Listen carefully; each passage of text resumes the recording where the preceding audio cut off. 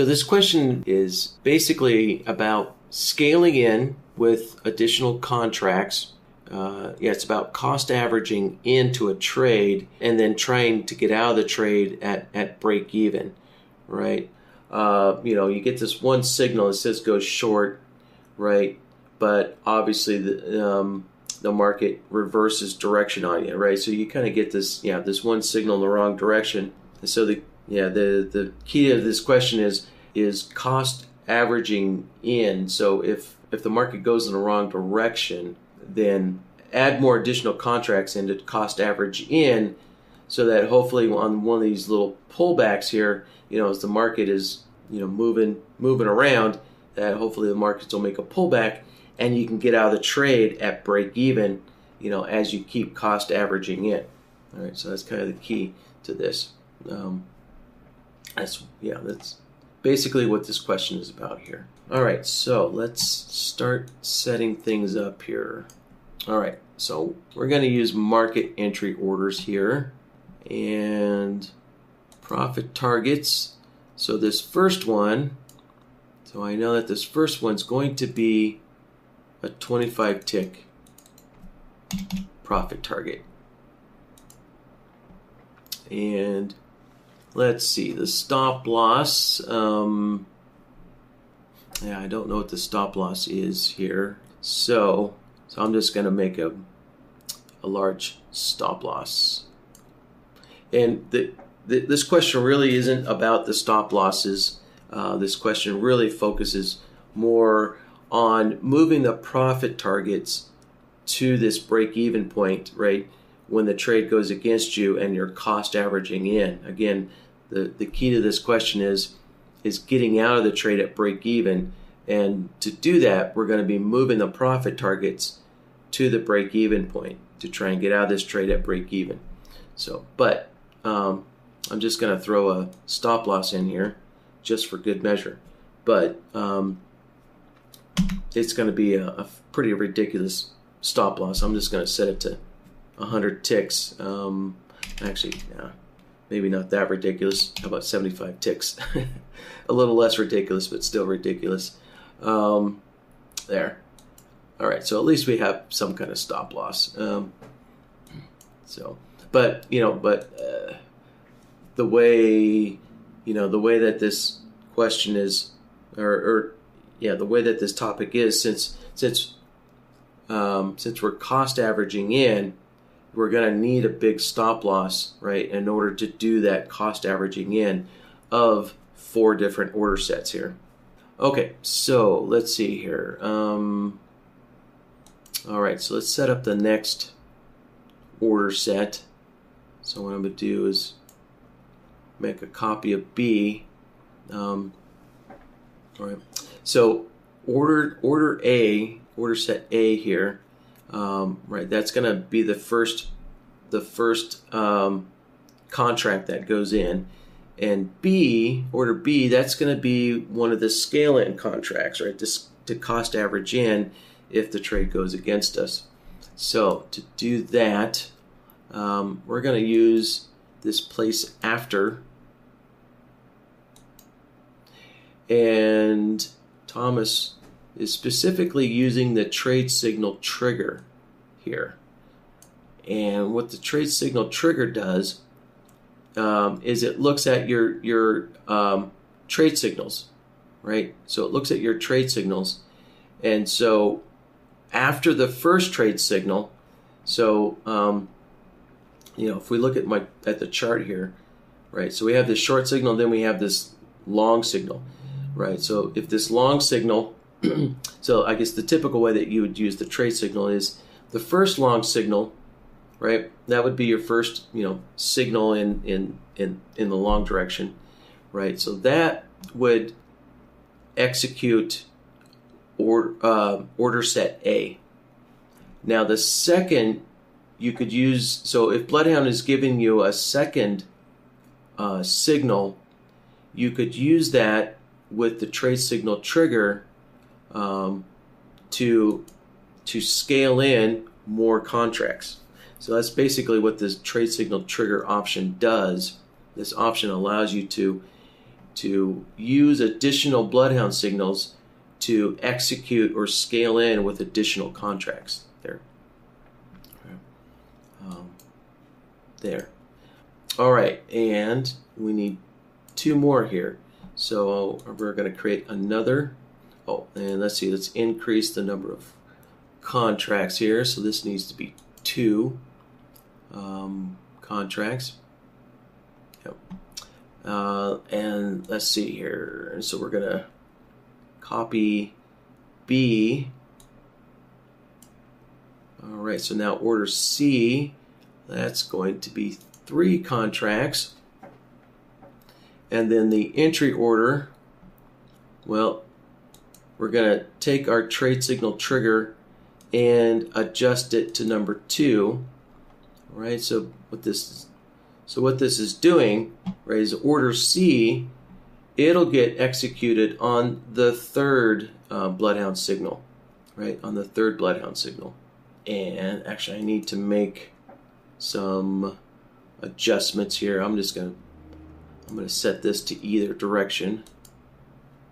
So let me go back here into order set B and change the trade signal trigger mode. Change it so that it'll accept BloodHound signals in either direction. All right. So the setup I'm gonna do here is, right, so I'm gonna generate a signal in one direction, but then move the market in the opposite direction. So for example here, say like if I managed to get BlackBird to execute on a short signal here, then I'm going to move the market in the wrong direction, and so then my BloodHound signals are going to start generating, right, long signals, right, signals in the opposite direction. So I'm changing my trade signal trigger to use BloodHound signals in either direction here, right? But normally you would want the mode to use in same direction, right? Yeah. So if you want to keep scaling in into a profitable position, right, then typically you're going to want to scale in with BloodHound signals that are in the same direction, right, as the first order set went. So, but in this case, if we're wanting to scale in to cost average in, right, then we're scaling in, where probably most likely you'll be scaling in with BloodHound signals in the opposite direction. But just to be safe for this example, I'm just going to use in either direction here.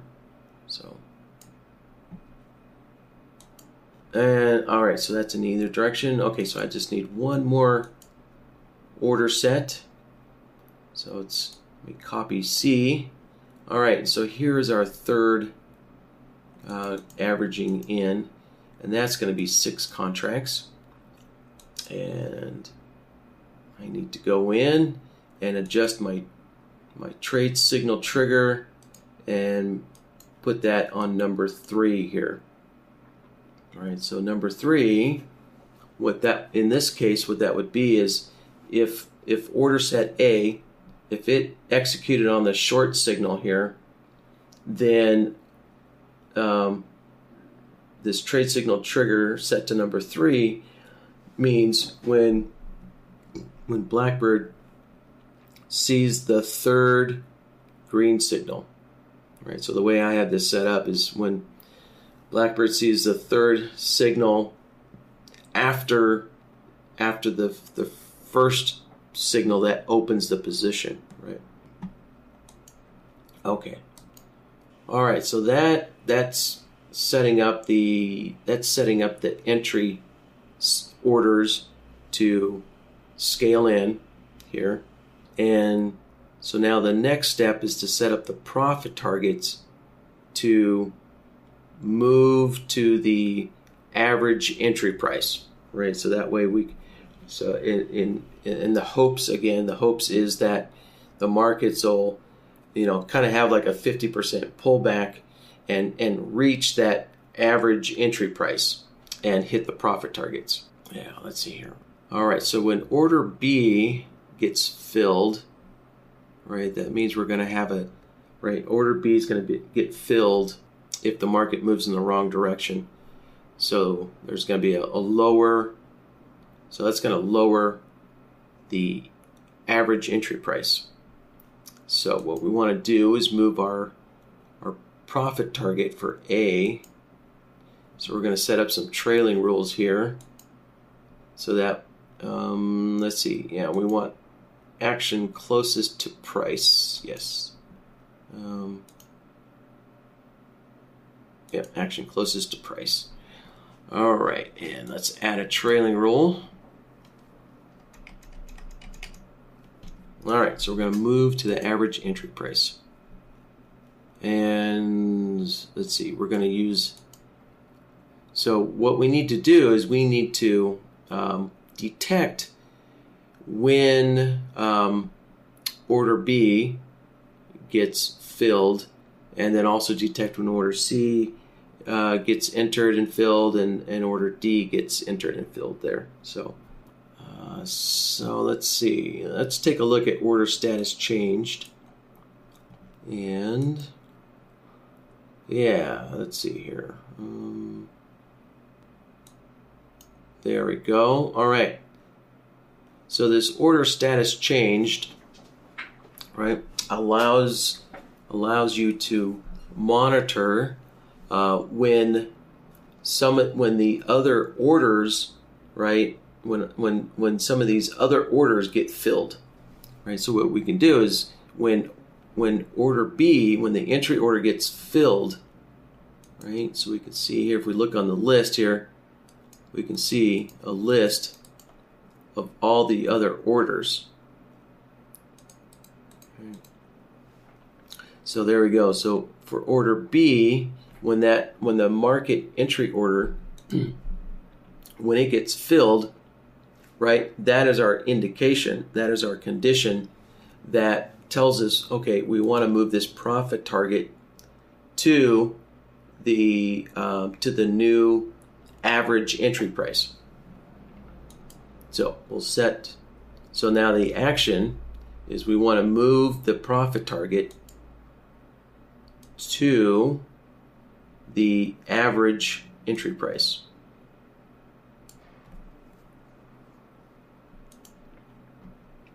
Let's see, yeah, there we go.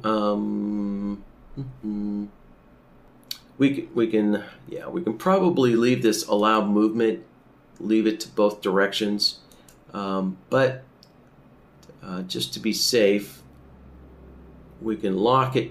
We can lock it so that the profit target moves against the direction.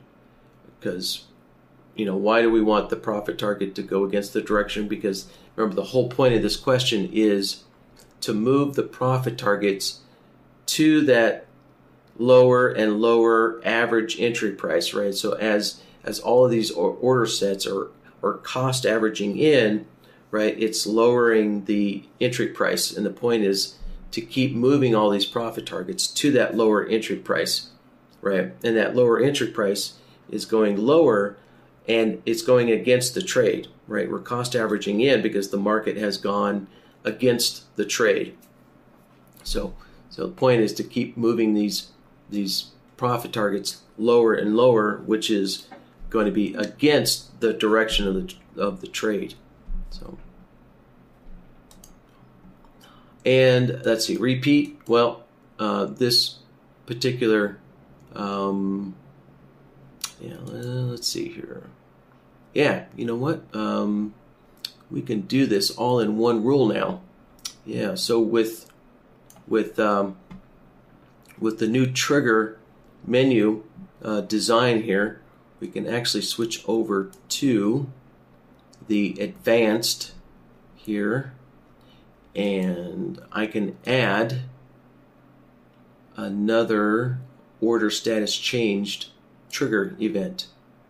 Right, so we can see I have two order status changed trigger events.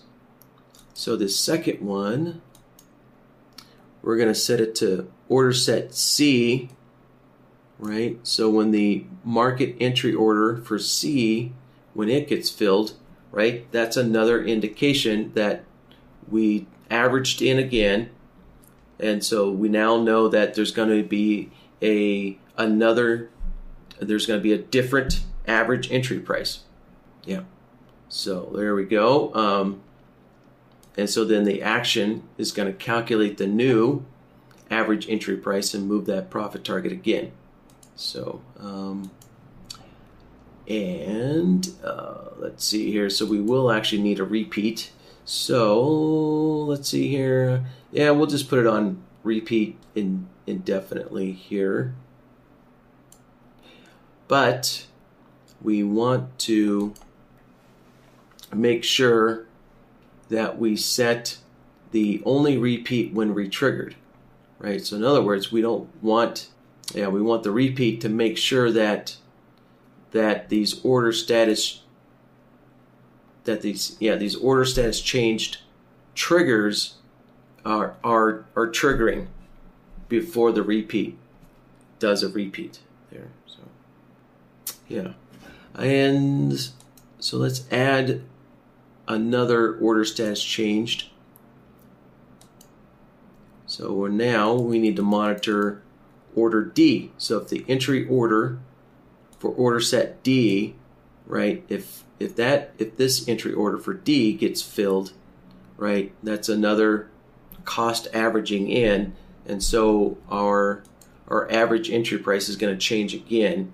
So we want to move this profit target another time, right, for a third time to keep moving it to this cost averaging price. So, all right, I think, yeah, that should do it.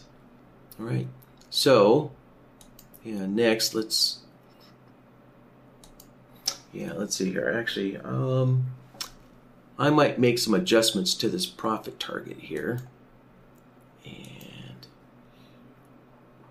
yeah, I'm actually going to just move this profit target, or I should set our second profit target, set its initial placement to the average entry price.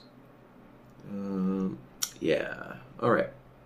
And let's clear that offset there. All right.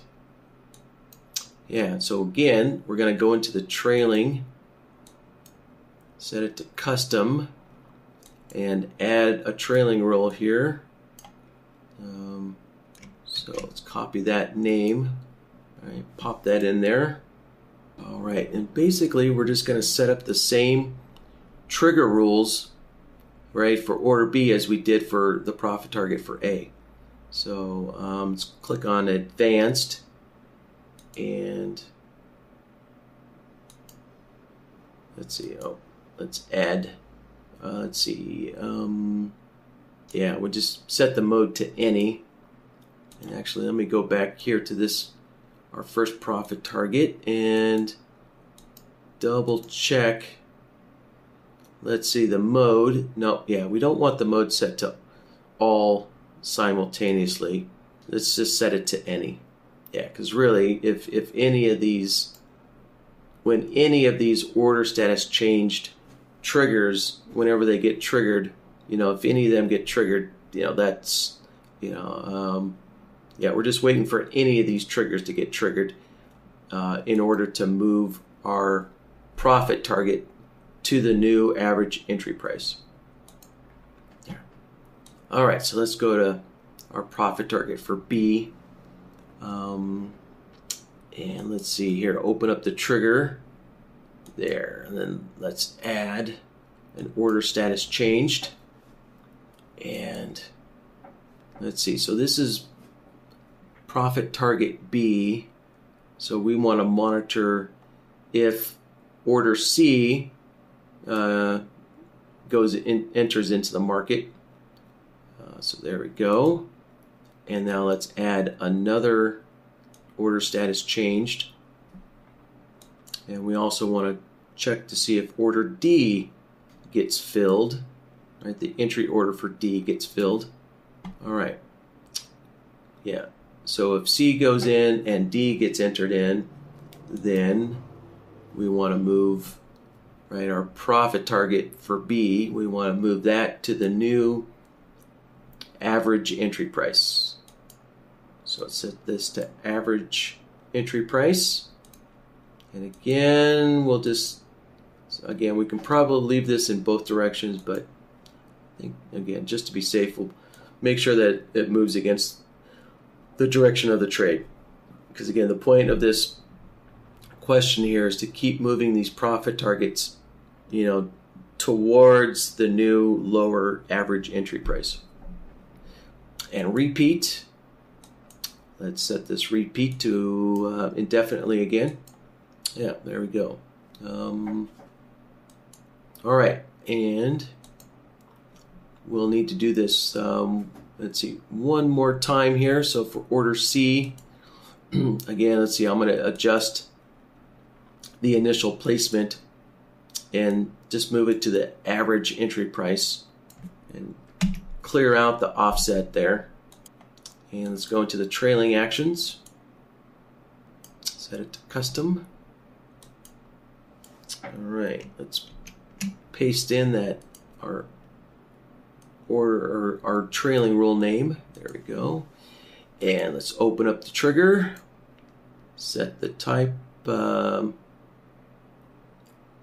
to, let's click on, actually this time we don't need to click on advanced because we only need one order status changed here. So this time I'm leaving it on the basic tab here. And so we only need one order status changed trigger, because the only thing left to look at is order D, right? So is order D cost averaging in for us? And if it is, then let's move, right, our profit target for C, we'll move that to the new average entry price. There. And the repeat, well, we can leave that on none because, because there's only one, right? There's only one order, there's only one order set left to get filled. So, so this basically, the profit target for C, right, it's only going to move one time if order D gets filled. So the repeat doesn't need to repeat any further. It's just going to, this trailing rule is just going to execute once. So we can leave repeat on none. All right, and the last thing we need to do here is for order D, right, our fourth profit target.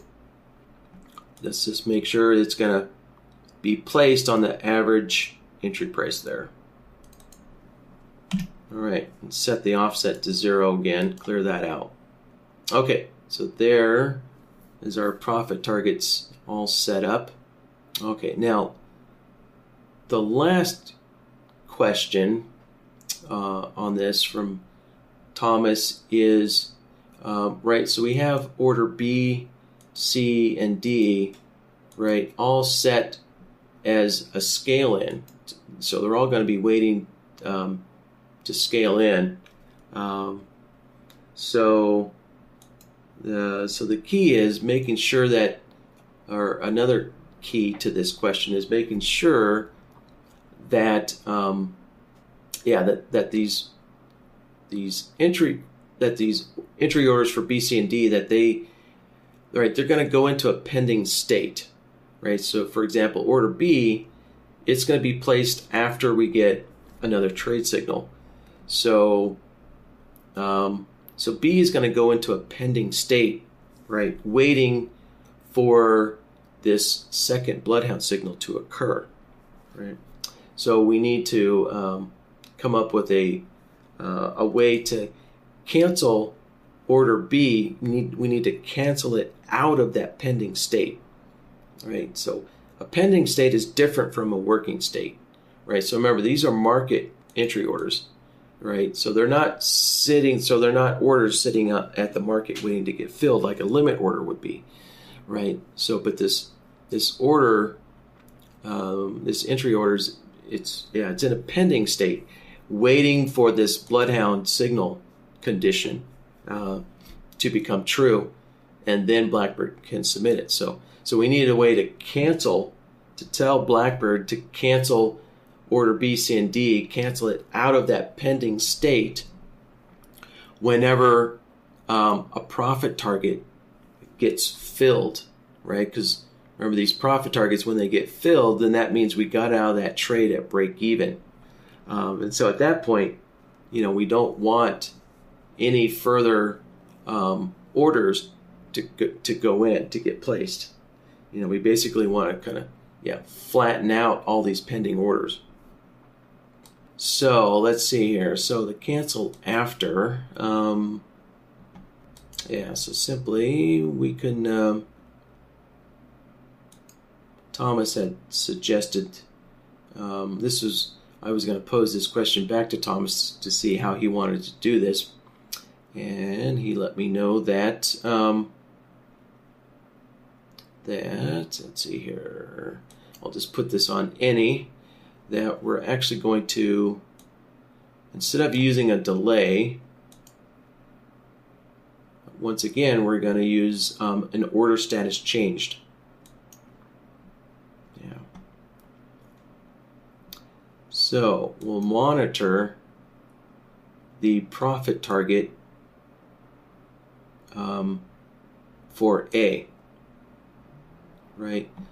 So for the entry order for B, right, if the profit target for A gets filled, all right, so we're going to cancel the pending state for entry order B when the profit target for A gets filled, right? So for example, when order A, when it gets executed, well, right, the market could go in the right direction and fill the profit target, for a 25 tick profit, right? So if this trade turns out to be a profitable trade, well, then we don't want to cost average in, right? We don't want to scale in anymore with B, C, and D. So we want the entry orders for B, C, and D to get canceled out of that pending state, right? Because the profit target for A, it filled and made some money, right? It filled in a profitable position and made money. So we want to make sure that the entry orders for B, C, and D all get canceled, if our profit target gets filled. So, and let's see, I think that's all we need.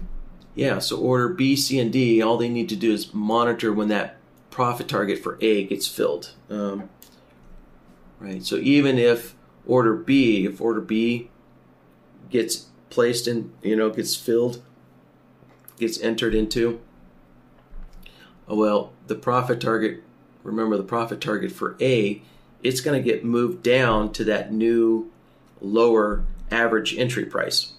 Yeah, so profit target A is going to keep moving down to that newer average entry price. So all of these, all these entry orders, we can just set their cancel after. So we'll go to the advanced tab, delete that delay, set it to any, and put in the order status changed, and we'll monitor the profit target for order A and see if it gets filled. And that'll be our cancel condition there.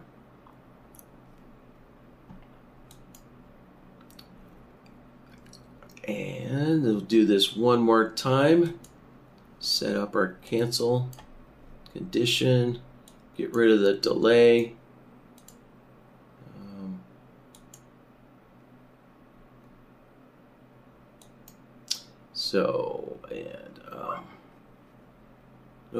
Make sure that delay gets deleted there.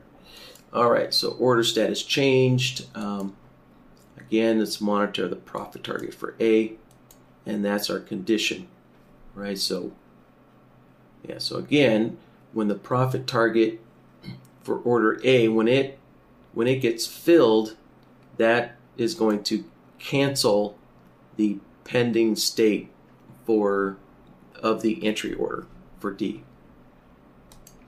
Yeah, Thomas is suggesting to use a 12-tick range bar. Okay, sure.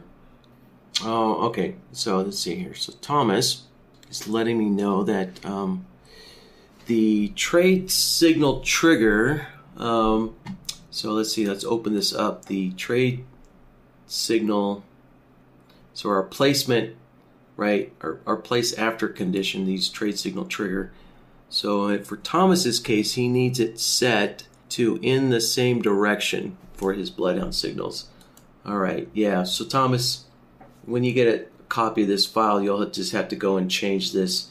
So for my BloodHound signals, I'm going to have to leave it in either direction. More specifically, I actually need it in opposite directions based on the BloodHound signals I'm using here. So yeah, so Thomas, you will need to change this. Yeah, so for anybody, who might have, some BloodHound signals that might work for this situation, just be mindful that you will need to change the mode here, right? So for these trade signal triggers, you will need to change the mode here to make sure that you're using either in same direction or in opposite direction, so that the direction matches up with how your BloodHound signals are designed, right? So I'm setting it to either direction because my little BloodHound system here, it's going to give me signals actually in the opposite direction, right? So what I'm going to try to do is force either force a long trade or force a short trade, and then I'm going to start getting signals in the opposite direction. So that's, so technically, the way my BloodHound signals are set up, I would be using, in opposite direction to match my BloodHound signals. So, but I'm just going to leave it in either direction, just for the purpose of demonstrating and making sure that all of my, that I get orders, that I get all of the B, C, and D scaling orders executed. I just want to make sure that they all get executed on a BloodHound signal in any direction, right? So, okay, so that was one of Thomas's comments. All right, yeah, we're ready to take this for a spin, and so you guys can actually now see, kind of what the purpose is of setting up all these scale-in entry orders, and also setting up all the trailing rules for the profit targets to keep moving those profit targets to the newest average entry price or break-even price. All right, let's see here. Let's save this first. All right, so there's some sort of a name. All right, there we go. It's saved.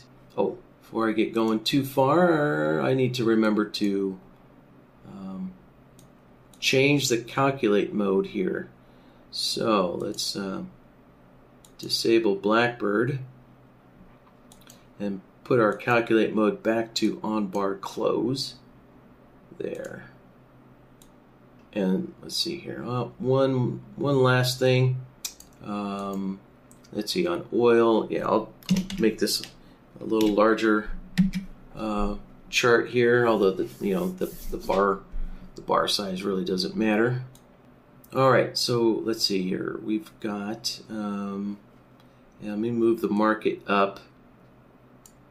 Yeah, I'll move the market up, and let's see. One last thing. I'm going to put the MACD indicator on my chart because these signals here, right? These signals are filtered.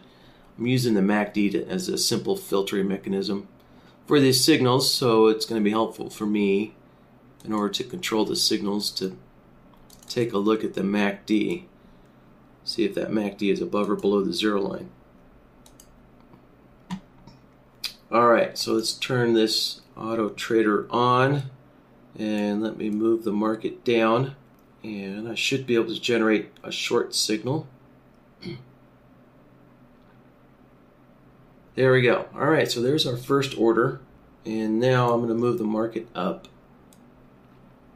And let's open up the monitor panel. There. All right, so we can see that order B C and order D are in a pending state, right? They're waiting to see if they need to scale in. All right, so let me move the market up here quite a bit. Yes, and I'm going to mark our first entry price. So there's our first entry price. All right, let's see if we can generate another signal here. Oh, I didn't quite get another signal. Shoot. There, let's move this up. All right, so when this bar closes up, yeah, see, so if I look at my MACD, it's above the 0 line now, just crossed above it. So now my system's going to start generating long signals. So as soon as this bar closes up, we'll get a long signal, and that will, let's see, I think that'll place, oh shoot, yeah, oops. There was one little thing that I forgot about. Let's see here. Well, I'm going to have to close this all out. Yeah, turn off the auto trader, and yeah, because of my BloodHound signals and everything, I need to go in here and turn off the opposite signals force reversal trades. Right, so I don't have the correct logic. I don't have a correct BloodHound system here, you know, to keep producing signals in the same direction here. So let me turn that off, and let's click OK. I won't save that with this file.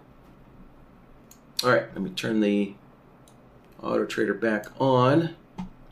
So let's move the market down, and I'll try and see if I can produce another long signal here, and then we'll move the market down. All right, so this next up bar will produce a long signal, and that'll open up the trade. All right, there you go. Let's mark that entry price there. I've got the market pulled down now, so we'll start generating some cost averaging in entries.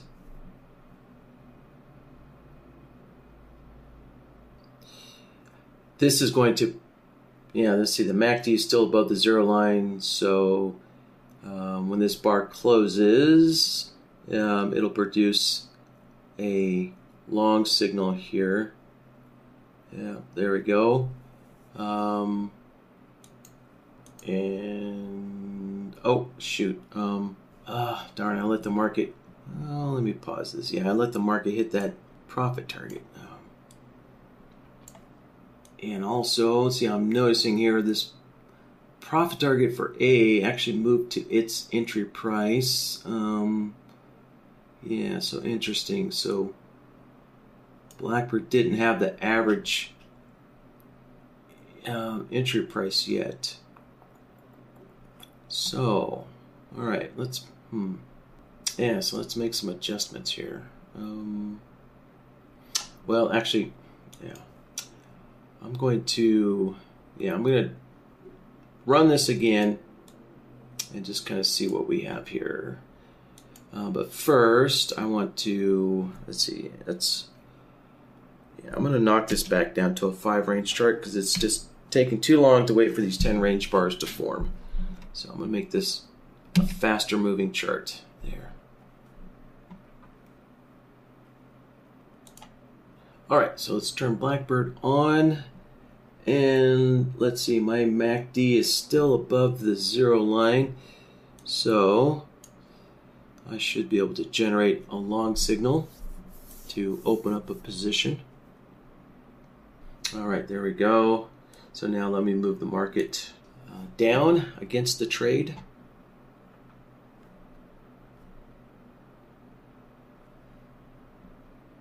All right, so the MACD is below the 0 line now, so now I'll have to start generating some short signals. All right, There's one. And that didn't fire off. Let me double check my, let's see, trade signals in either direction. Let's see, yeah, order B is in a pending state. So what am I missing here?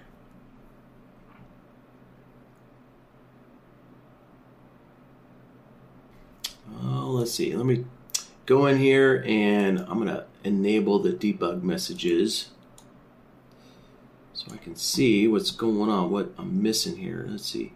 So let's go, let's open up the NinjaScript output window. All right, so this output window will give us all kinds of feedback information here. All right, yeah, it looks like, shoot, looks like I'm gonna have to restart BlackBird in order to get the output, the debug data going here. So actually, better yet, let's cancel this. Let's actually open up the strategy window and disable the BlackBird for now and disable debug message. Okay, so it is actually off. There we go. So good. All right, let's re-enable it. All right, good. So we now have some messages coming to the debug window. All right, so let's clear that out.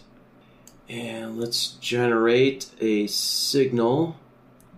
All right, yeah, so if I pull the market down, this down bar should generate a short signal. There we go. Perfect. Okay. So now let's move the market up. Yeah, so if we look at this debug window, we can see there's all kinds of information here. Right, it's telling us what the state is, or what the status is of each of our orders here. And oops, let me pull the market down. Shoot. And oh yeah, of course. Right, BlackBird's in a short position, so right, it's only going to submit orders. Yeah, it's only going to keep submitting short scaling orders with short signals. So of course, let's see here. All right. So, all right, this is going to be a little difficult for me to set up because I don't have, I don't have a BloodHound signal template to kind of work with this scenario properly. So I'm just going to have to, let's see, let the market move extremely high, and I'm going to have to try and get this MACD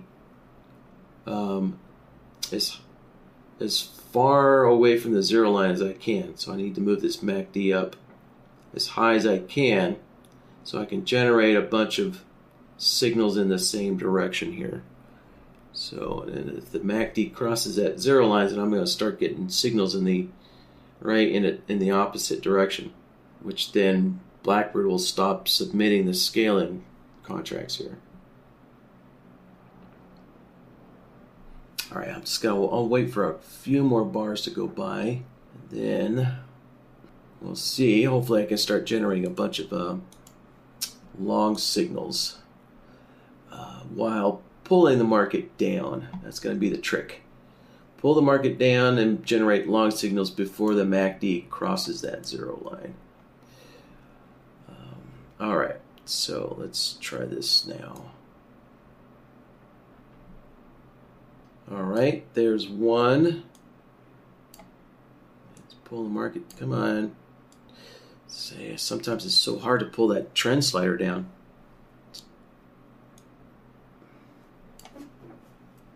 There. All right, so I've got the first entry price. Oh, shoot. I missed it. All right. I got to pull the market down. Quick. All right.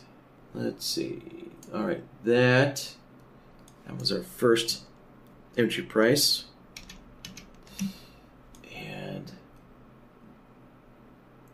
There's our next average entry price. All right, let me generate another long signal here. All right, and there is another average entry price. So we can see that there's going to be a 1 bar delay before the profit targets that are already in. I'll take this to our programmer here and see if he can make some adjustments so we can get average entry price a little sooner. But yeah, so let me point out that the profit targets that are existing right now, when I generate this next long signal, we'll see. Yeah, there we go. Let's pull this down here.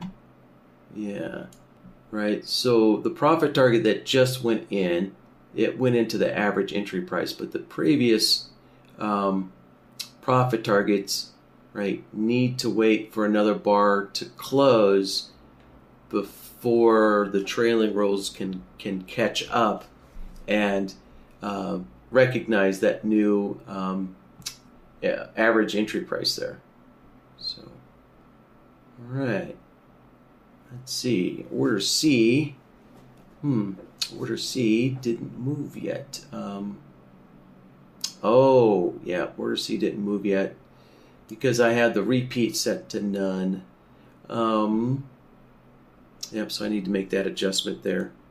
All right, so we'll make one adjustment here. But there, so there we go. So there's the goal of this question, is to get these profit targets to keep moving to the average entry price, so that hopefully, the market will, so if the market does go against the trade, at least there will be at some point a pullback in the market or a reversal in the market, to fill these profit targets at a break-even price. All right, so let me neutralize the trend and let's go in and make that adjustment to our profit target for C, for order C here. And yeah, let's set the repeat.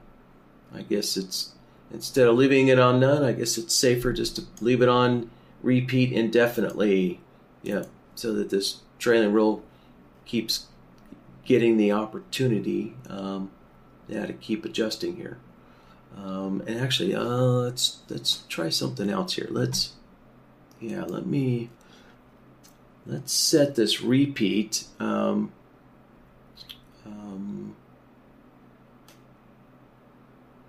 Yeah, so I'm thinking we've got two other kind of options here.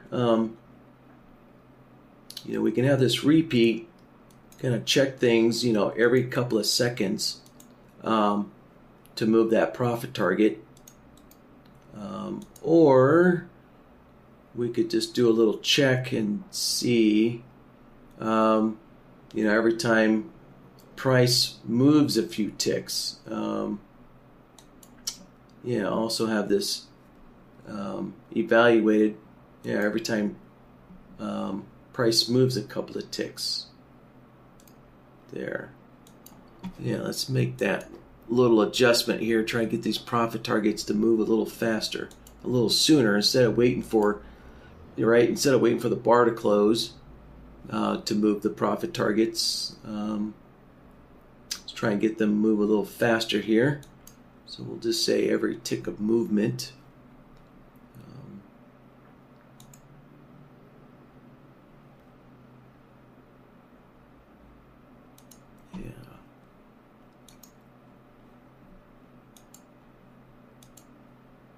All right, let's save that. Close it out. And let's give this another try here. Let's see here. All right, so I need to move the market up. a bit. And actually we don't need the output window anymore. So let's minimize that. Alright, so I'm just going to have to move the market up and try and get that MACD, you know, as high as possible. So I can start generating some signals in the same direction here. And well, I guess while I'm waiting on that, I guess how about if I go in here and make some adjustments to our trade signal trigger here. So let's see. All right, we'll set it to in the same direction.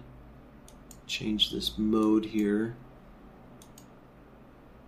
So hopefully you guys kind of realized here a little extra information on this trade signal trigger, right? This is just a secondary condition for allowing the order to get executed, but this doesn't determine the BloodHound signal direction, right? So in other words, so for order B, C, and D, right? If order A goes in on a long signal, right, then BlackBird is in a long position, and so order B, C, and D, they also, you know, BlackBird needs or requires long BloodHound signals in order to execute order B, C, and D, right? So this trade signal trigger doesn't determine the BloodHound signal that actually executes order B, C, and D, right? So think of this trade signal trigger. It's a secondary condition, so it doesn't determine the BloodHound signal direction to actually execute the order. It is determining the secondary condition, but BlackBird still needs, right? If order A is in a long position, then BlackBird still needs long signals from BloodHound to, right, to place the entry orders for B, C, and D. So hopefully that kind of makes sense there. All right, we'll save that. Yeah, let's see. All right, our MACD looks like it's up there pretty good. So let's see if we can start generating some long signals now. Okay, there we go. And here, I'll put a little dot there where that entry price is.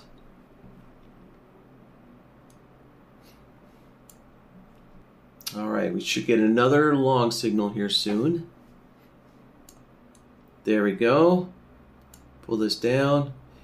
And yeah, great. All right, so we can see both of the profit targets move to the new break even, right? And even profit target A moved a little sooner, right? It didn't need to wait for the bar to close like it did previously.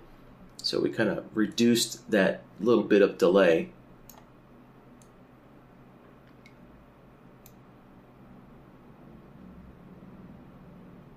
Yeah, there we go. Another new average price. Oops. All right, I should be able to pull the market down quite a bit now. And the MACD, I think it's still going to stay above that zero line. I'll pull the market down a little bit to kind of exaggerate pulling the average entry price down as well. So there you go. There's 3 dots, 3 different average entry prices. And there you go, bingo. And there is our last average entry price. There we go. And then the purpose is to hopefully, you know, get out of a bad, you know, losing trade here at break even. Yeah. So, you know, hopefully if the market moves up a few more ticks, it'll fill those profit targets, you know, at the break-even price or the average entry price. All right, with that, oh, let's see. No, we'll do one other little test here. So let's do a little scenario, you know, of actually the market going in the correct direction. And so, right, so if, let me pull the market down and I'll generate another long signal, right? So when we get our first trade signal here and order A gets executed, if the market keeps going in the right direction and fills that profit target, right, we want to make sure that order C, or that order B, C, and D, are removed out of that pending state. Right? Yeah. So if the first profit target gets hit, then we want to make sure that order B, C, and D, those scaling contracts, we want to make sure that those get canceled. Those never get submitted. And hold on, let's move the market up. There we go. All right, there we go. So we'll just let the market go.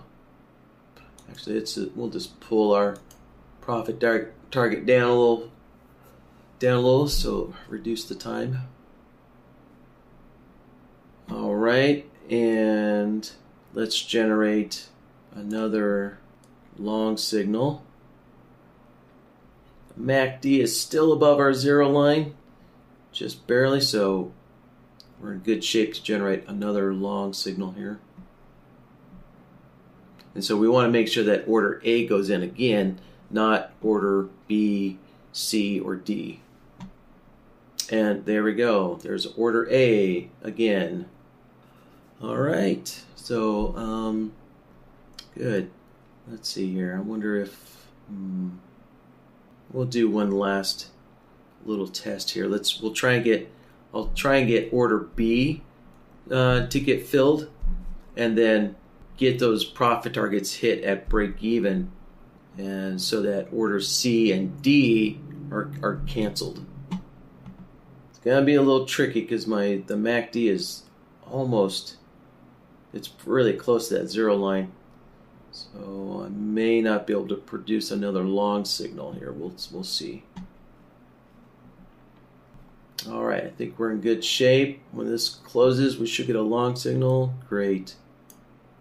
There we go. All right, and we profit targets got hit, so we got out at break even. And so let's I'll move the market a little higher and produce another long signal. And we want to see order A go in again, not order C or D.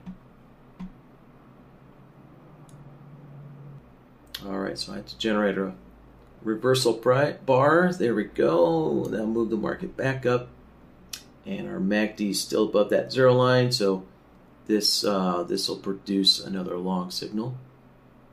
And so again, we want to make sure that order A gets executed and not order C or D. And there we go, order A. Great. All right, I think we pretty much made sure that, right, all these scenarios are working out. So, cool.